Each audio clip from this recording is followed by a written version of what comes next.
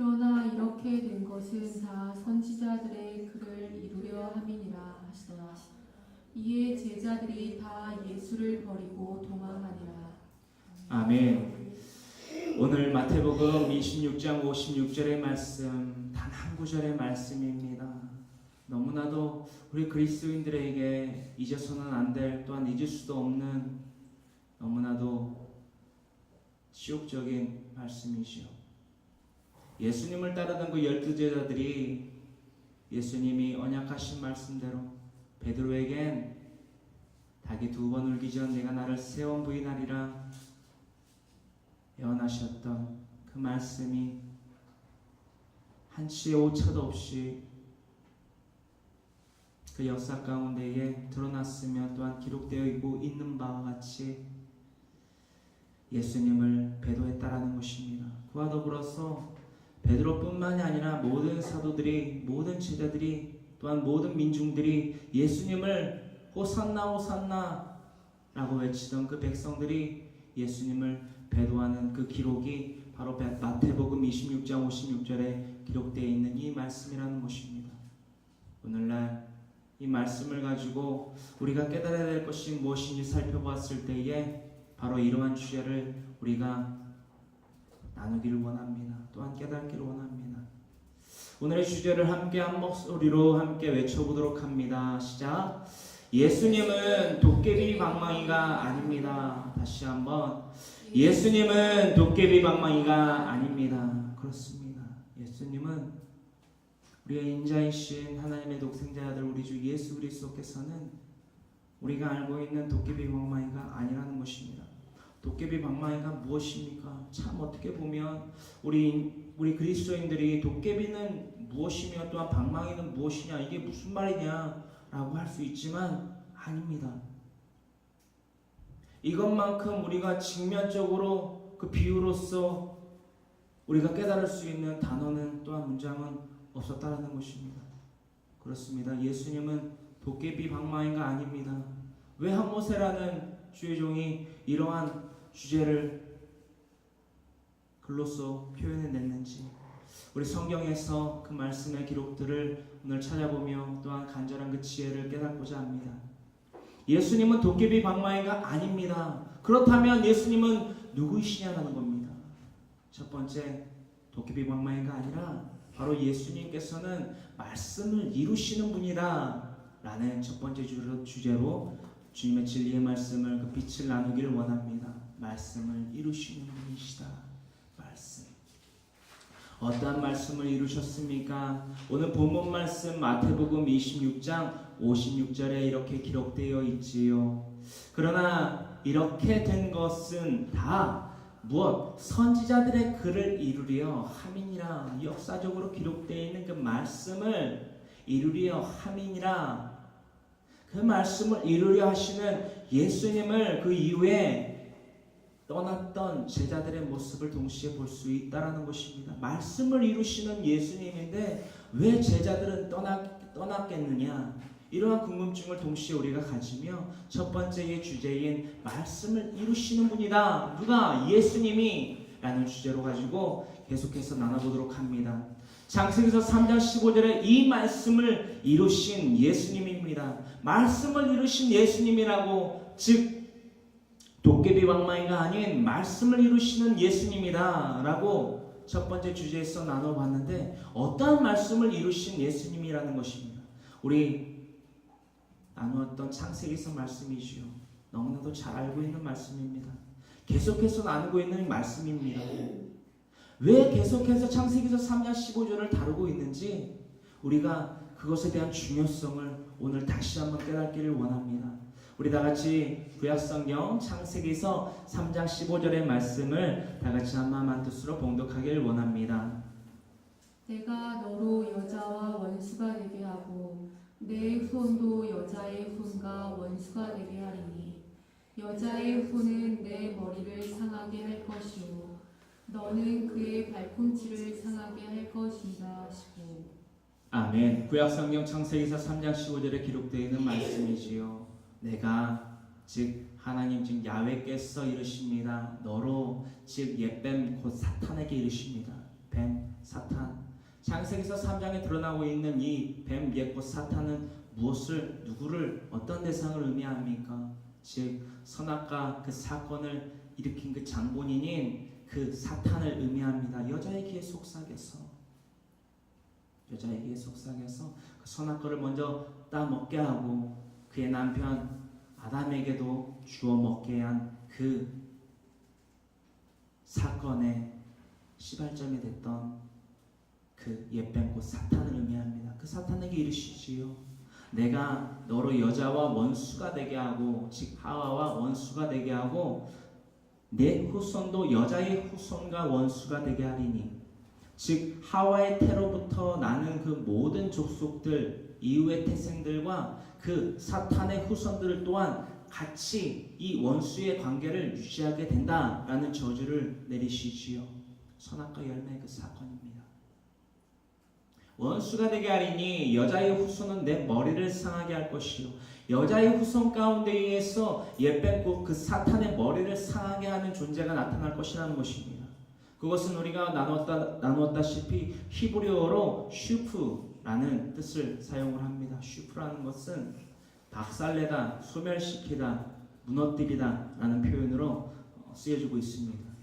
계속해서 너는 그의 발꿈치를 상하게 할 것이니라 하시고 라고 그 저주와 그 정해놓음, 즉 언약을 정해놓으십니다. 이것은 하나의 언약이시지요. 또한 예시이시지요. 그 예시는 곧 다시 풀어 이렇게 됩니다. 여자의 후손, 즉 여자의 후손은 누구입니까?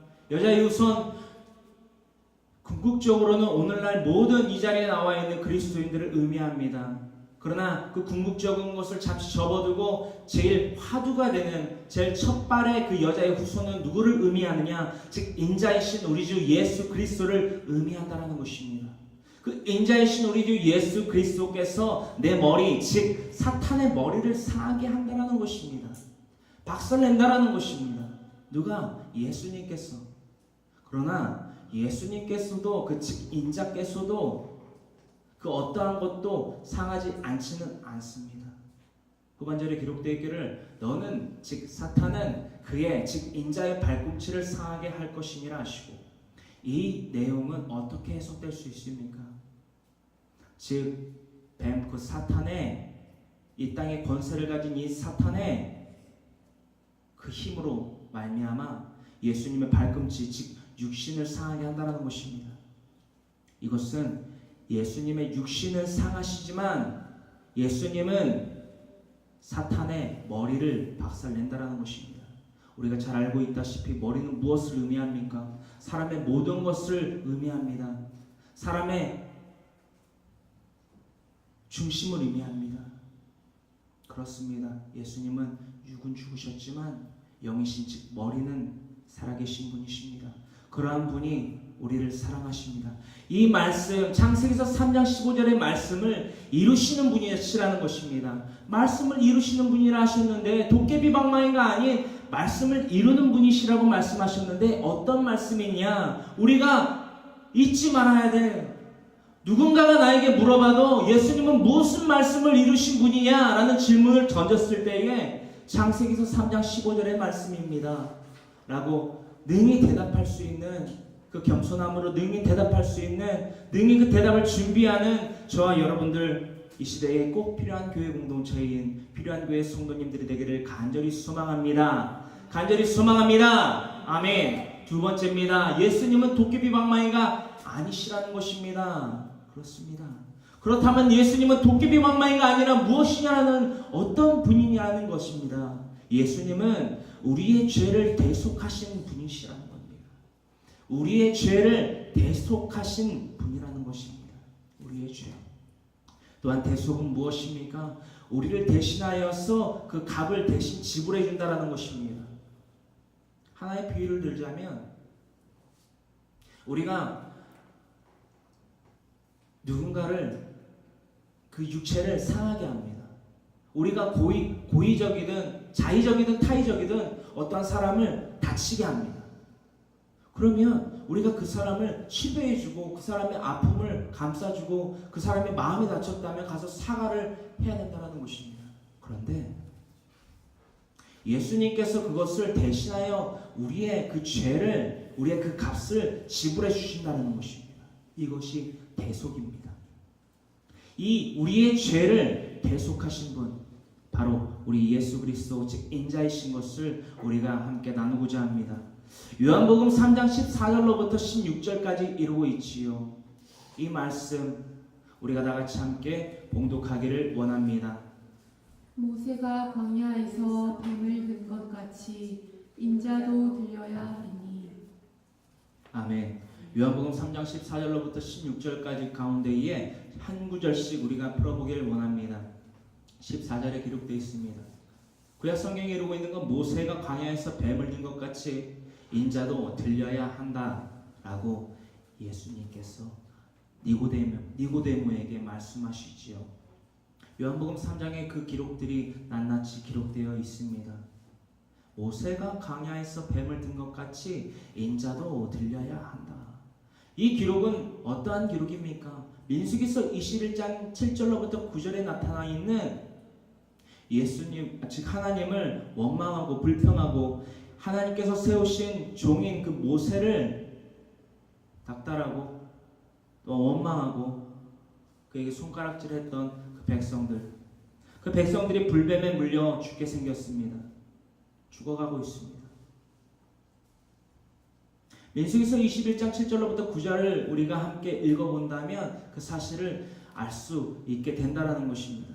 불뱀에 물려 죽어가는 그 이스라엘 백성들, 그 이스라엘 백성들이 모세에게 부탁합니다. 간청합니다. 우리 이 민족들을 위해서 하나님께 간구해달라, 간청해달라, 살려주시라고. 모세는 그 백성들의 말대로 하나님께 부르짖지요. 살려주시옵소서. 그 간청 이후에 하나님께서 노뱀, 즉 노뱀 사건, 즉 장대에 노뱀을 달아 올려 그것을 믿음의 눈으로 바라보게 하셨다는 것입니다.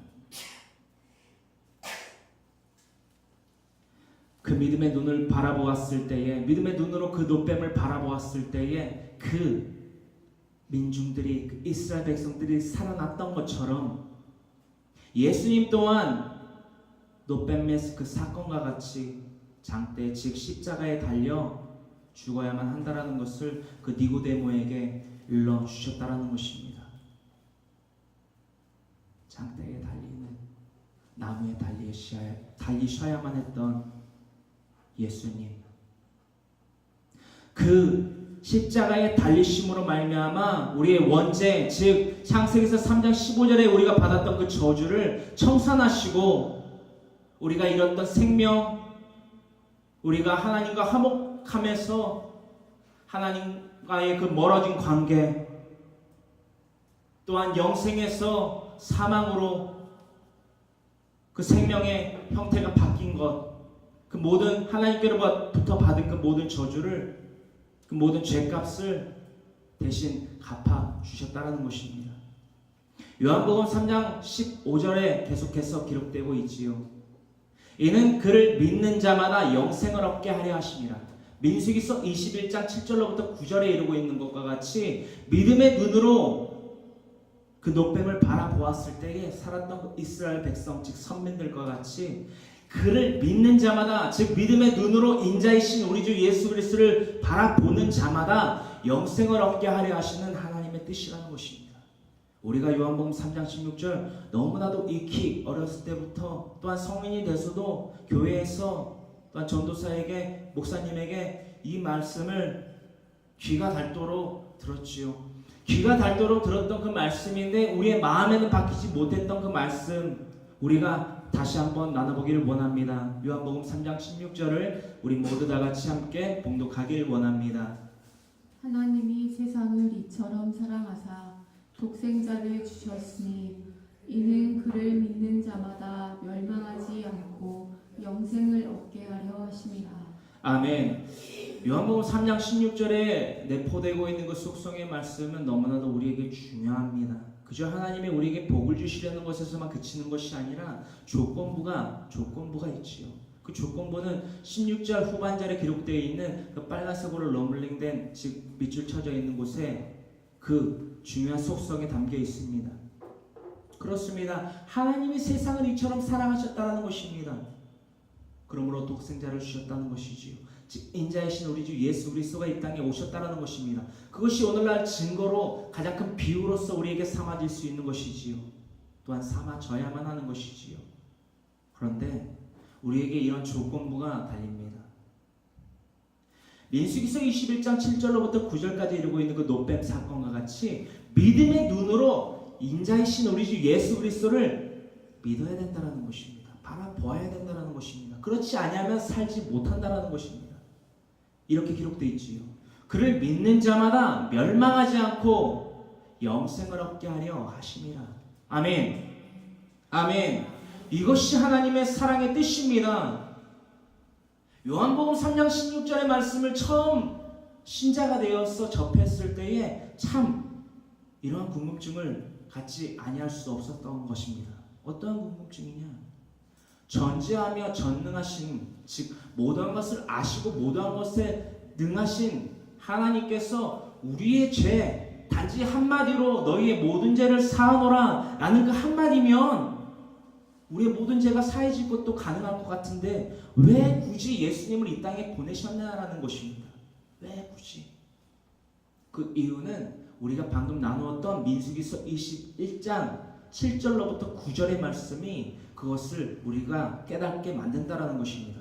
믿음의 눈으로 그 노뱀을 바라보았을 때에 산다라는 것입니다. 허나 그러한 상황 가운데 있어도 어떠한 상황이냐? 불뱀에 물려 죽어가는 그 상황 가운데 있어도 내가 왜 불뱀에 물려 죽어가느냐? 내가 왜 출애굽 그 좋은 애굽 땅을 떠나서 내가 이 광야에서 이 죽음을 맞느냐? 하나님을 원망하고 모세를 원망했던 이들은 반드시 죽는다라는 것입니다. 할렐루야! 사랑하는 필요한 교회 성도 여러분, 이 요한복음 3장 16절의 말씀이 만약 우리에게 복으로만 다가오는 말씀이 되어서는 안 된다라는 것입니다. 우리는 믿음의 눈으로 주님을 바라보았을 때에 분명한 영생을 얻게 된다는 것을 잊지 말아야만 합니다.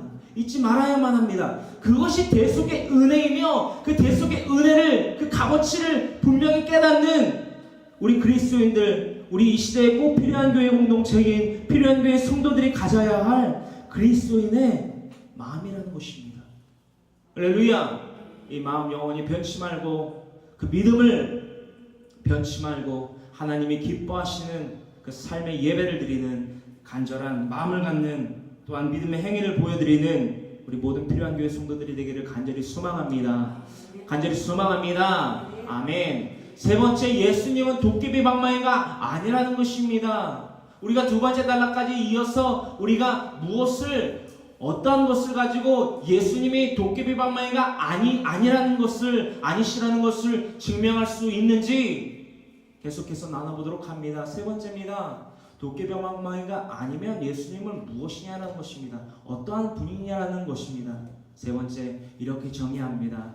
다 같이 우리 외쳐보도록 합니다. 회개케 하시는 분.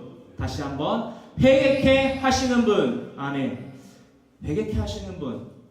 이 세 번째 단락의 주제 가운데에서 어떠한 분은 속으로 이러한 생각을 하실 거라는 것입니다. 회개? 회개는 죄 있는 사람이 하는 것 아닌가? 나는 아무리 곰곰이 생각해봐도 내 주위의 사람들에게 피해를 끼친 적도, 어떤 분을 산 적도, 시기를 산 적도, 질투를 산 적도 없는데 내가 어떠한 죄에 대해서 회개를 해야 되냐는 것입니다. 그 생각 갖는 것이 어찌 보면 너무나도 당연할 수 있습니다. 당연할 수 있지요. 그러나 성경 가운데 있어 그 당연할 수 있는 우리의 논리적인 그런 지적인 생각들을 지혜로서 빛으로서 권면하고 있습니다. 그 권면 우리가 받고자 합니다. 마태복음 12장 41절에 기록되어 있지요. 마태복음 12장 41절을 우리 다 같이 함께 봉독하기를 원합니다. 심판 때에 니느웨 사람들이 일어나 이 세대 사람을 정죄하리니 이는 그들이 요나의 전도를 듣고 회개하였음이거니와 요나보다 더 큰 이가 여기 있으며. 아멘. 마태복음 12장 41절에 기록되어 있습니다. 심판 때에, 즉 다시 그 재림하실 예수님이 오실 그때에 니느웨 사람들이 일어나 이 세대 사람들을, 즉 패역한 세대의 이 세대의 사람들을 정죄, 즉 율법에 대해서 옳다 그르다를 심판한다라는 것입니다. 이 너희는 죄인이다, 죄인이 아니다라는 것을 심판한다라는 것입니다. 요새 근래에 들어서 흥행했던 그 신과 함께라는 영화를 보셨는지요? 신과 함께라는 그 영화가 기독교적인 영화라고 해서 많이 보셨던 분들도 계셨을 겁니다. 그것이 기독교적이든 아니든 그것이 중요한 것은 아닙니다. 제가 여러분들을 말씀드리고자 함은 환관들이 두 명 있지 않습니까? 이 사람이 죄인이다 아니다 상당한 영향을 미쳤던 그 캐릭터들이라는 것입니다. 그들과 같이 니느웨 사람들이 그 환관의 역할들을 한다라는 것입니다. 언제에? 마지막에 그때에. 요한계시록 20장 12절에 기록되어 있는 바와 같이 우리의 모든 행위가 낱낱이 그 행위록에, 그 생명책에 기록되어 그로 말미암아 우리가 심판대에 오르듯이, 그 정죄를 받듯이 그 니느웨 사람들이 그 정죄에 대해서 한 몫을 한다라는 것입니다. 이 니느웨 사람들이 어떠한 사람들이냐 우리가 알아보길 원합니다. 표적을 구하는 그 바리새인들에게, 유대인들에게 이렇게 말씀하시지요. 이 세대 사람들을, 그 니느웨 사람들이 정죄하리니 이는 그들이 요나의 전도를 듣고 회개하였습니다. 회개하게 하시는 예수님, 그 회개하게 하시는 예수님이 니느웨 사람들의 그 역사 가운데 의해서 그들이 회개했다. 누가? 니느웨 사람들이 회개했다. 요나의 전도를 받고. 그러므로 말미암아 표적을 구하는 그들에게 이렇게 말씀하십니다. 요나보다 더 큰 이가 여기 있으며 누구를 지칭합니까? 인자이신 우리 주 예수 그리스도를 지칭합니다. 요나보다 더 큰 이다.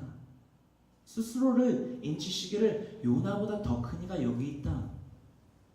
예수님이 땅 가운데 내려오셔서 공생의 삶 동안 공생의 사역을 하시기 바로 첫 번째 그 사건이 회개하라 천국이 가까이 왔느니라 그 외침이었다는 것입니다. 요나와 같이 그 외침. 우리가 요나라는 인물은, 요나서에서 이루고 있는 요나라는 인물은 어떠한 외침, 어떠한 전도를 했기에 니느웨 사람들이 회개를 했는지 우리 알아보기를 원합니다. 요나라는 인물을 떠올렸을 때 어떠한 것이 가장 먼저 떠오르십니까? 배지요, 그리고 또 고래지요, 그리고 또 하나는 니느웨가 돼야만 할 것입니다. 또 이 세 가지를 통틀어서 궁극적으로 회개라는 단어가 떠올라야 된다는 것입니다. 왜냐? 그 말씀의 그 이유가 바로 요나서 3장 4절로부터 기록되어 있습니다. 우리 다 같이 요나서 3장 4절로부터 우리 다 같이 함께 봉독해 보기를 원합니다. 요나가 그 성읍에 들어가서 하루 동안 다니며 외쳐 이르되 40일이 지나면 니느웨가 무너지리라 하였더니 니느웨 사람들이 하나님을 믿고 금식을 선포하고 높고 낮은 자를 막론하고 굵은 배의 옷을 입은지라. 그 일이 니느웨 왕에게 들림에 왕이 보좌에서 일어나 왕복을 벗고 굵은 배의 옷을 입고 제 위에 앉으니라. 왕과 그의 대신들이 조서를 내려 니느웨에 선포하여 이르되 사람이나 짐승이나 소떼나 양떼나 아무것도 입에 대지 말지니 곧 먹지도 말 것이요 물도 마시지 말 것이며 사람이든지 짐승이든지 다 굵은 배의 옷을 입을 것이요 힘써 하나님께 부르짖을 것이며 각기 악한 길과 손으로 행한 강포에서 떠날 것이라. 아멘. 요나서에서 이루고 있는 전도자인 요나의 기록입니다. 또한 그 대상은 니느웨라는 한 땅입니다. 번성했던 그 땅. 그때 당시에 니느웨라는 곳은 무역의 중심지고 요충지였다는 것입니다. 또한 너무나도 넓은 땅덩어리, 너무나도 많은 권위를 누리고 있는 그 땅이었다는 것입니다. 우리가 지금도 상상할 수 없을 이만큼 부유한 땅이었다는 것입니다. 그 땅 가운데에 하나님께 범죄한 것들이 있었지요. 요나서 1장에 기록되어 있습니다. 하나님께 들릴 정도로 그들의 패역한 세대의 행위가 낱낱이 고하여졌다라는 것입니다. 그러므로 말미암아 요나라는 그 전도자의 인물을 통해서 하나님이 그 니느웨 땅을 회개케 하십니다. 하지만 요나는 그에 순종하지 않고 갓길로 새어 나아갑니다. 니느웨로 가지 않고 다시스로 가는 배편에 탔다가 결국에는 고래의 뱃속에 갇히게 되죠. 요나서를 지금 간략히 요약해서 말씀드리는 겁니다. 결국엔 고래의 배에 갇히게 되죠. 하나님께 부르짖습니다. 하나님, 내가 하나님 명령을 순종하겠습니다. 사흘 동안, 즉 3일 동안 고래 뱃속에 갇혀 있다가 니느웨의 해변가에 뱉어지게 됩니다. 그래서 니느웨로 향하게 되지요. 그런 이후에 3장 4절로부터 그 기록이 낱낱이 고여져 있는 것입니다. 기록되어 있는 것입니다. 요나가 그 성읍에 들어가서 하루 동안, 잘 보십시오, 하루 동안 다니며 외쳐 이르되 40일이 지나면 니느웨가 무엇하리라? 무너지리라 하였더니 요나서 3장, 요나서의 기자가 참 간추려서 기록을 한 건지 아니면 정말 이 기록된 대로 망설임 없이 이 니느웨 사람들이 하나님 앞에서 그 자신의 죄를 자복하고 회개하고 하나님 앞에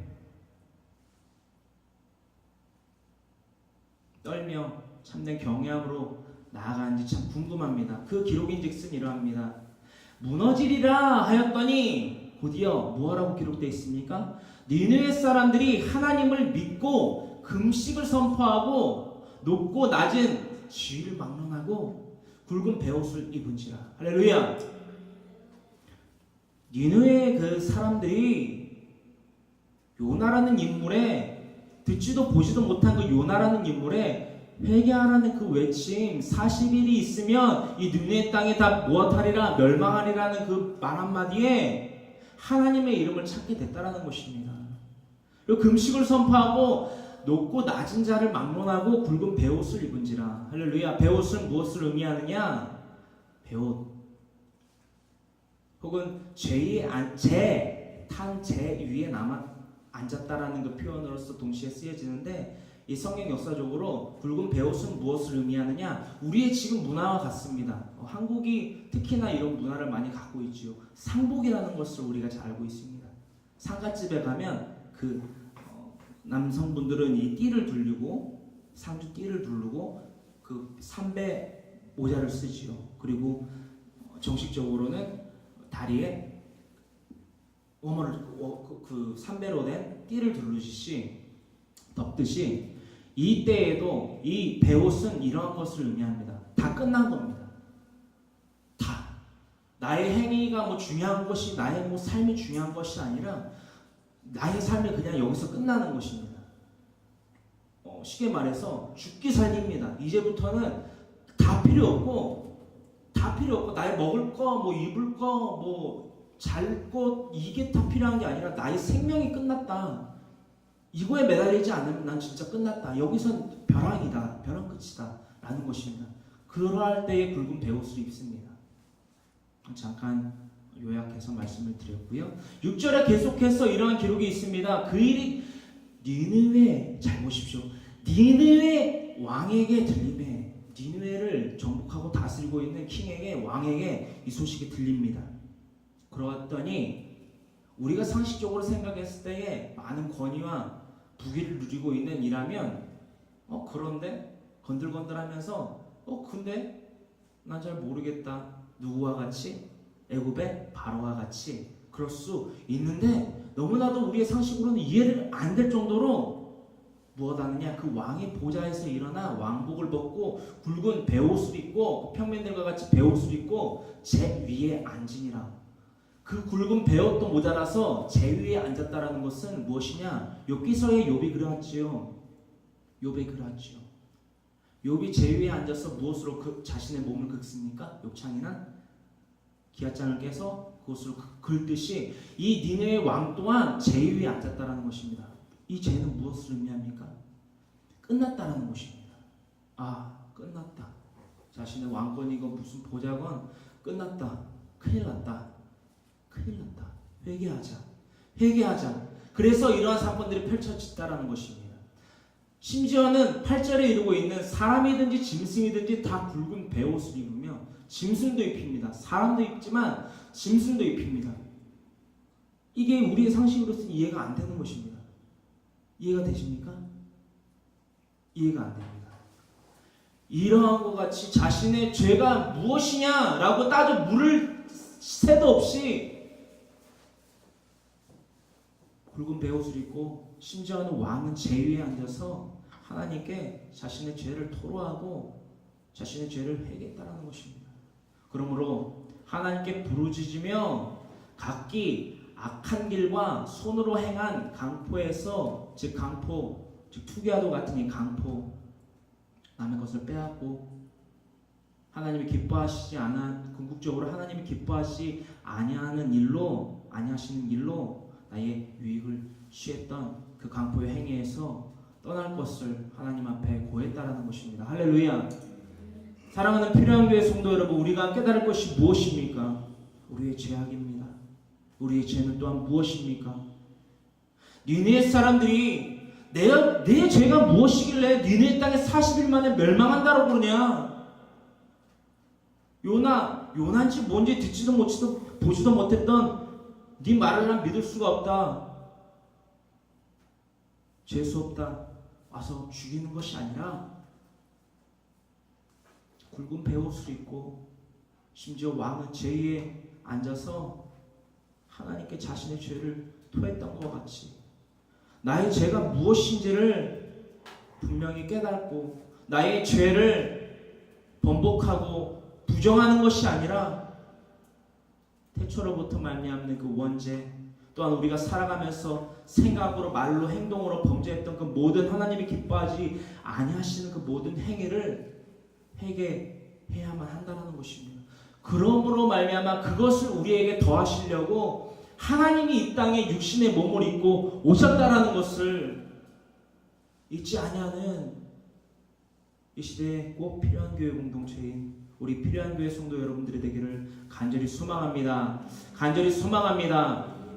우리 오늘날 마태복음 26장 56절의 그 본문 말씀 가운데 의해서 제자들과 수많은 이들이 예수님을 버리고 떠난 이유가 무엇이냐는 것입니다. 도깨비 방망이가 아닌 예수님을 빛이신 예수님을 진리이신 예수님을 그 제자들과 수많은 예수님을 따랐던 그 이들이 그 민중들이 예수님을 버리고 떠났던 이유는 무엇이냐라는 것입니다. 마태복음 26장 56절에 기록되어 있지 않습니까? 선지자들의 글을 이루려 하시는 그 예수님, 즉 창세기서 3장 15절의 말씀을 이루려, 즉 요한복음 3장 14절의 말씀을 이루려 하시는 그 예수님을 왜 제자들과 그 수많은 예수님을 따랐던 이들이 떠났냐는 것입니다. 다 예수님을 무엇하고 버리고 도망했냐라는 것입니다. 할렐루야. 사랑하는 필요한 교회 성도 여러분, 이 말씀은 마태복음 26장 56절에만 그치는 말씀이 아닙니다. 너무나도 부끄러운 말씀을 한마디 드려야 합니다. 오늘날 이 시대에 꼭 필요한 교회 공동체가 되기 위해서 하나님께 필요한 교회라는 교회명을 받았습니다. 수많은 이들이 비아냥거리는 손가락질하는 경우도 많이 보았습니다. 필요한 교회가 이를테면 필요한 교회의 이름을 누가 지었느냐라는 겁니다. 필요한 교회. 기도 가운데 하나님께 받았습니다. 그러면은 필요한 교회만 진짜 필요한 교회고 나머지 교회는 필요 없는 교회냐라는 것입니다. 실제로 그러한 피드백을 받았습니다. 그분이 무슨 악의를 가지고 그런 것 같진 않지만 그 반응 가운데 의해서 제가 묵상하는 바가 있었습니다. 무엇인 거하니? 더 다름질을 해야겠다. 우리의 죄가 무엇인지 따지지도 않고 묻지도 않고 계산하지도 않고 그 니느웨 사람들이 하나님 앞에서 굵은 베옷을 입고 회개했듯이 내가 더 하나님께 이 시대에 필요한 교회 공동체인 필요한 교회 성도들과 하나님이 원하시는 예배자의 삶으로 더욱더 거듭나야겠다. 그 다름질을 더 하게 됐다라는 것입니다. 더불어서 이 시대에 하나님이 원하시는 예배자가 정말 극소수이다라는 것을 동시에 깨닫게 됐었습니다. 자신의 이익들을, 자신의 요구들을 채워주는 도구로서 하나님을 또한 예수님을 인식하고 사용하는 그런 모습들을 너무나도 많이 봤다라는 것입니다. 이것은 누군가에 대한 정죄가 아닙니다. 말씀에 기록되어 있는 사실을 여러분들과 나누려 하는 그런 서로 하나의 서론이라는 것입니다. 예수님을 도깨비 방망이로 사용하였던 그 제자들과 그 민중들의 행위를, 그 죄악들을 여러분들에게 나누려 합니다. 예수님은 도깨비 방망이가 아니시지만 예수님을 도깨비 방망이로 여겼기 때문에 그 수많은 제자들과 그 민중들이 예수님을 버리고 부인하고 떠났다는 것입니다. 예수님을 도깨비 방망이로 여겼던 그들이기 때문에 예수님을 떠났다는 것입니다. 그 기록 이곳에 낱낱이 빠짐없이 기록되어 있습니다. 요한복음 6장 26절에 우리가 잘 알고 있는 오병이어의 기적, 그 사건 바로 직후에 기록되어 있는 예수님의 말씀입니다. 갈릴리에서 베푸신 그 오병이어 그 기적 이후에 가버나움으로 찾아온 그 민중들에게 말씀하신 예수님의 말씀입니다. 우리 다 같이 요한복음 6장 26절의 말씀을 함께 봉독하길 원합니다. 예수께서 대답하여 이르시되 내가 진실로 진실로 너희에게 이르노니 너희가 나를 찾는 것은 표적을 본 까닭이 아니요 떡을 먹고 배부른 까닭이로다. 아멘. 요한복음 6장을 전체적으로 다 우리가 묵상하고 그 뜻이 무엇인지 살펴보는 한 주가 되기를 원합니다. 요한복음 6장은 너무나도 어찌 보면 한 장의 말씀이지만 너무나도 방대하고 너무나도 중요한 말씀들이, 핵심의 말씀들이 너무나도 많이 기록되어 있습니다. 한 주 동안 제가 여러분들에게 부탁드립니다. 하나의 또한 겉면이지만 요한복음 6장의 말씀을 다 묵상해 보십시오. 정말 묵상해 보십시오. 다 깨닫지 못합니다. 그 말씀이 무슨 의미인지 분명히 깨닫지 못할 것입니다. 허나 그 사건이 어떠한 사건이 담겨져 있는지 우리가 살펴보고 또한 답습해 본다면 저와 여러분들 앞으로 나누는 그 모든 예배 가운데 의해서 나누는 그 말씀들이 상통하게 될 것입니다. 깨닫게 될 것입니다. 그것이 빛입니다. 우리가 당장은 이 말씀이 좋은 것인지를 깨닫지 못합니다. 제자들이 그러하였기 때문에 이 말씀을 깨닫지 못했기 때문에 예수님을 버리고 떠났던 것이라는 것입니다. 그 민중들 또한 더군다나 마찬가지지요. 예수님이 갈릴리 그 해변에서 오병이어의 기적을 맛본 그 민중들이 두 번째 가버나움에서 예수님을 만났을 때 했던 그 말씀을 기록한 것이 요한복음 6장 26절의 말씀이라는 것입니다. 가버나움으로 예수님을 찾아온 그 민중들에게 이렇게 말씀하시지요. 너희가 나를 찾는 것은 표적을 본 까닭이 아니요 떡을 먹고 배부른 까닭이로다. 안드레를 통하여서 그 소년에게 떡 5개와 보리떡 5개와 두 마리의 물고기를 건네받은 예수님이 베푸신 그 오병이어의 기적. 그 오병이어의 기적을 맛본 이들이 가버나움으로 예수님을 찾아온 이유가 무엇이냐는 것입니다. 사람이 그것을 정의하고 풀어낸 것이 아니라 예수님께서 하신 말씀이지요.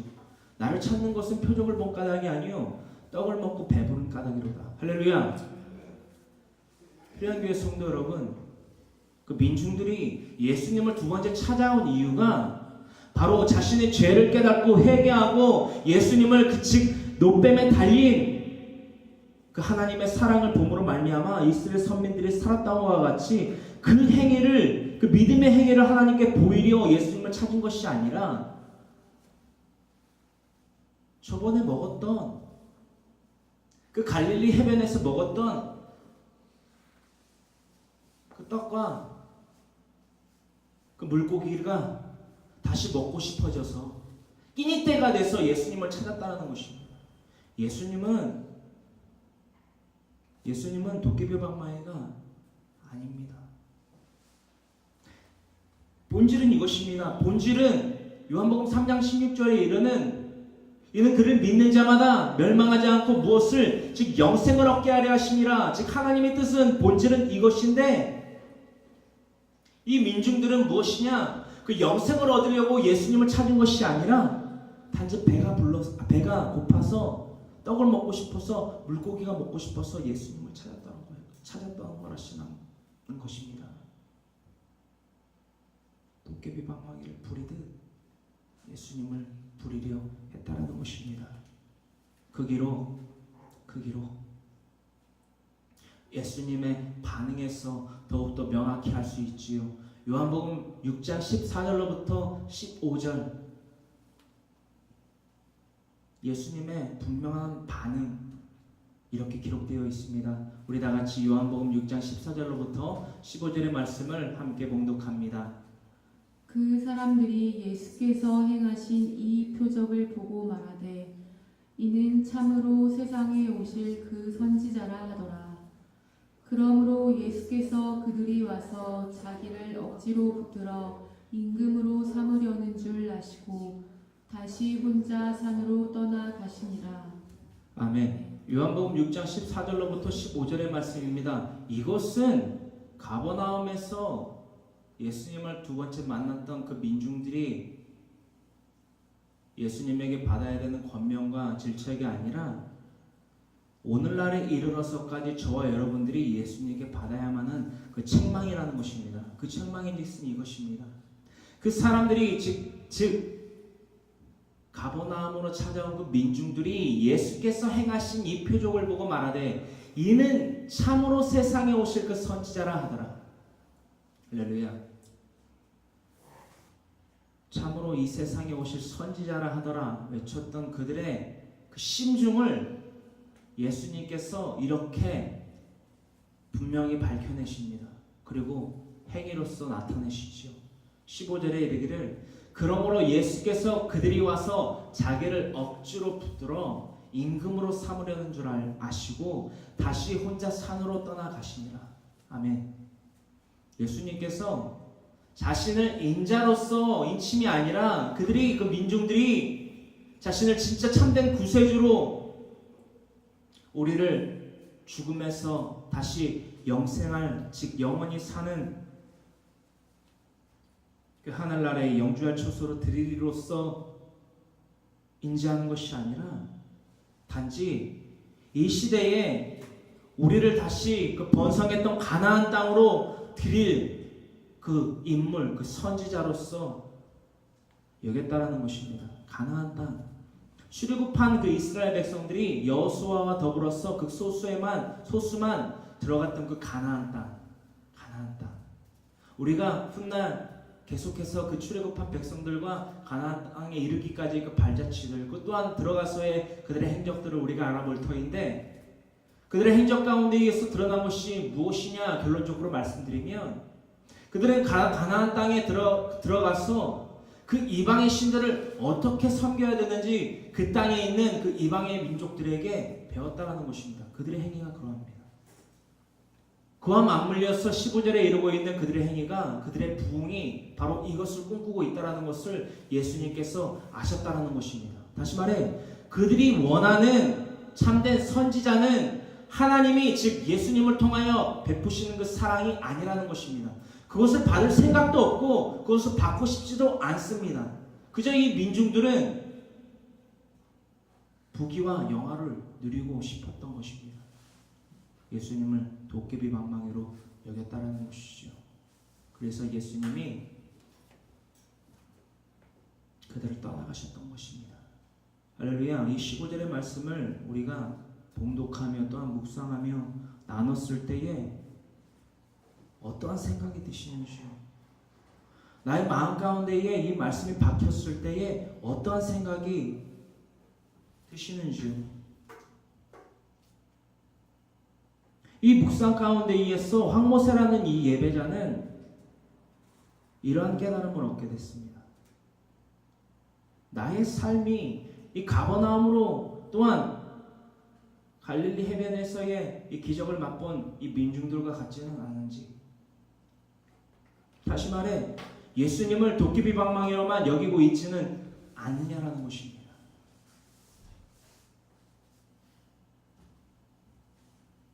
예수님이 이 땅에 오신 본질을 우리가 왜곡해서는 안 됩니다. 우리가 잊어서도 안 됩니다. 날마다 상기시켜 기억하고 기념해야 된다는 것입니다.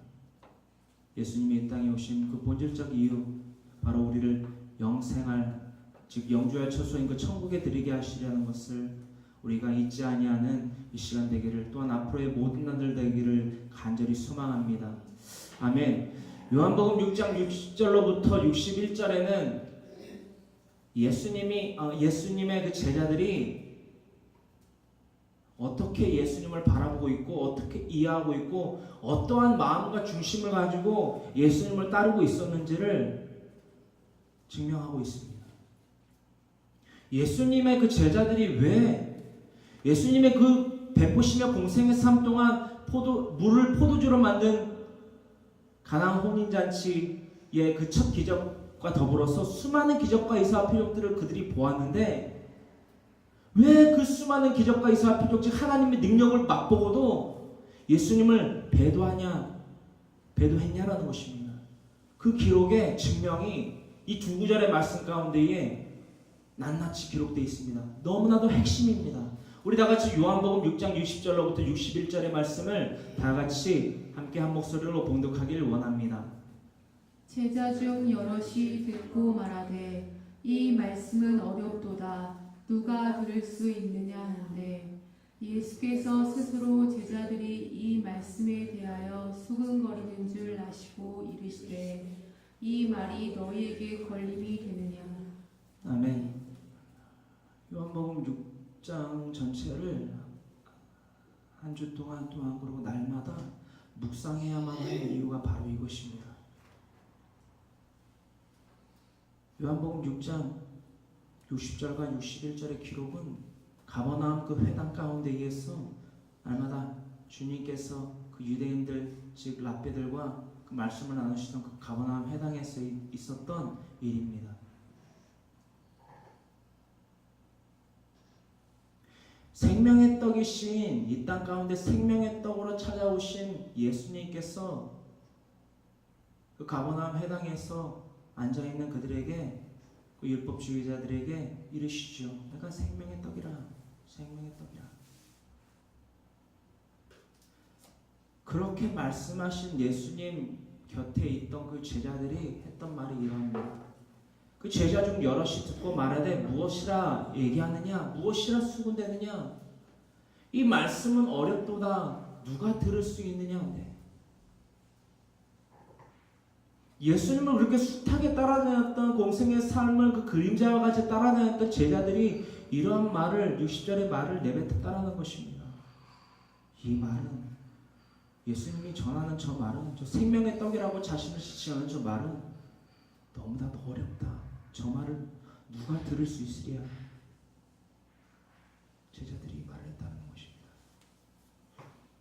이 한 구절의 말씀만을 가지고도 예수님을 따르는 그 제자들의 마음의 그 중심이 어디에 있는지를 알 수 있게 된다는 것입니다. 이것은 단지 우리의 생각이 되어서는 안 됩니다. 61절에 예수님께서 그들에 대한 정의를 이렇게 내리십니다.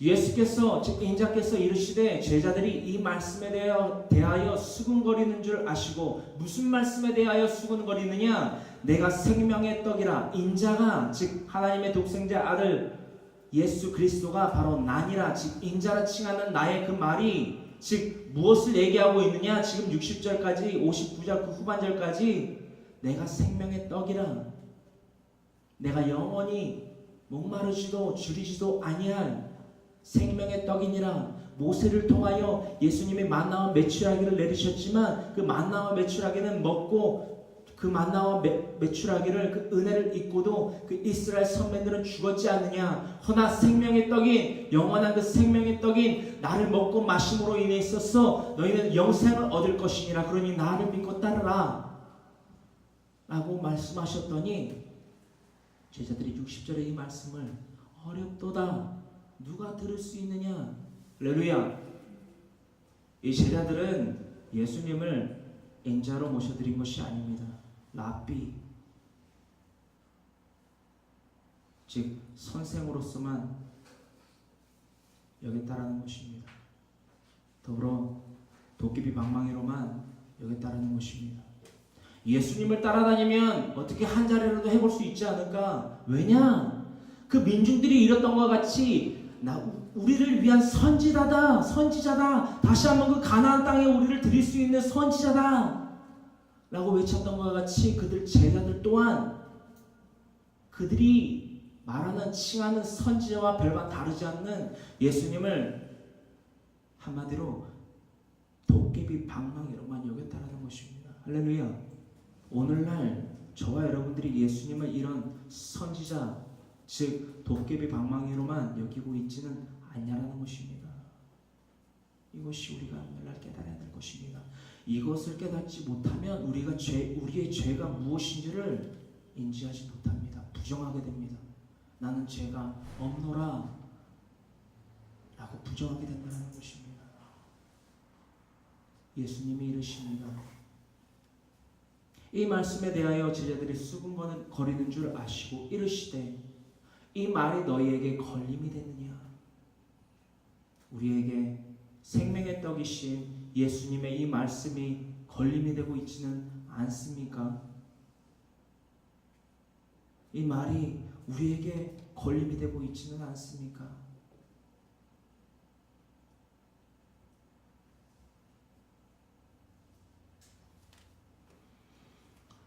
지금도 다른 교회에서는 성찬을 떼고 마시고 있습니다. 성찬의 의미를 분명히 알아야 됩니다. 그죠? 떡쟁반이 돈다고 해서 포도주 쟁반이 돈다고 해서 그것을 먹고 마시면 안 됩니다. 그 의미도 모르는데 어떻게 성찬에 대한 의미도 모르고 성찬을 자신의 죄를 먹고 마실 수 있습니까? 할렐루야. 사랑하는 필요한 교회 성도 여러분, 우리가 이 말씀 마태복음 26장 56절의 말씀을 본문으로 삼아 예수님은 도깨비 방망이가 아니라는 주제로 나누고 있는 주요 이 쟁점이 무엇인지를 여러분들에게 알리려 합니다. 의미도 모르고 뜻도 모르고 그 본질도 모르는 그 성찬이 되지 않기 위해서 이 말씀들을 계속해서 나누고자 한다는 것을 여러분들에게 이 시간을 들어 공표합니다. 자, 그러므로 말미암아 이 시대에 꼭 필요한 교회 공동체, 우리 필요한 교회 성도 여러분들의 목표는 바로 이것이 되어야만 할 것입니다. 우리 다 같이 우리의 목표 바로 예수님은 말씀을 이루시며 이렇게 우리가 다 같이 함께 외치도록 합니다. 우리의 목표 예수님은 말씀을 이루시며 맞습니다. 아멘입니다. 예수님은 말씀을 이루시며 어떤 말씀이냐? 창세기서 3장 15절의 말씀이 있지 않습니까? 창세기서 3장 15절의 말씀. 자신의 발꿈치는 상하나 누구의 뱀, 그 사탄의 머리는 상하게 하신다라는 것입니다. 할렐루야. 예수님은 말씀을 이루신다라는 것입니다. 저는 지금 마음으로 눈물을 흘리고 있습니다. 감사의 눈물을 흘리고 있습니다. 너무 열심히 적습니다. 잊으면 안 되기 때문에 손으로 적고 마음으로 적으시는 시간 되기를 원합니다. 예수님은 말씀을 이루신다라는 것입니다. 창세기에서 3장 15절의 말씀을 이루시는 분이시라는 것입니다. 아멘. 또한 예수님은 우리의 죄를 대속하시는 분이시라는 것입니다. 아멘. 요한복음 3장 14절로부터 16절에 그 니고데모에게 들으셨던 그 말씀. 거듭남이 무엇입니까? 거듭남에 대해서 말씀하시는 예수님에게 밤에 그 몰래 예수님을 찾아온 그 니고데모가 이릅니다. 니고데모에게 이르십니다. 예수님께서 거듭남에 대해서 말씀하시면서 인자가 달려야 하리라. 누구와 같이? 민수기서 21장 7절로부터 9절에 이르고 있는 것과 같이, 그 노뱀 사건과 같이 인자가 달려야만 하리라.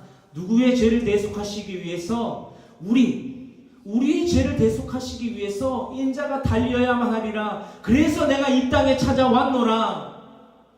이는 나를 믿는 자마다 멸망하지 않고 영생을 얻게 하려 하시는 하나님의 무엇이니라? 뜻이니라. 그것이 곧 사랑. 로마서 5장 8절에 이르고 있는 예수님을 통한 하나님의 확증된 사랑, 그 사랑을 우리는 받았다라는 것입니다. 그러므로 우리의 죄를 예수님은 대속하시며, 다시 한번 외칩니다. 회개케 하시는 분이란 것을 날마다 묵상하며 전하자. 아멘. 회개케 하시는 분, 바로 마태복음 12장 41절에 이르고 있는 이 말씀, 우리가 날마다 묵상하며 날마다 우리의 죄를 깨달아 하나님 앞에 자복하는 그 니느웨 사람들처럼 굵은 배로 옷을 동이고, 또한 자신의 권위와 자신의 잘난과 자신의 기득권을 다 내려놓고 자신의 보좌에서 내려와 일어나서 제위에 앉아서 하나님께 자신의 죄를 자복하고 토했던 그 니느웨의 왕처럼 우리 다 같이 우리의 죄를 깨달아 하나님 앞에 모든 죄를 회개하는 날마다, 그러므로 말미암아 온전한 하나님의 자녀가 되는 우리 이 시대에 꼭 필요한 교회 공동체, 필요한 교회 모든 성도가 되기를 간절히 주님의 이름으로 소망합니다. 간절히 소망합니다. 아멘. 기도드리십니다. 사랑과 은혜와 자비가 풍성하신 하나님 감사합니다.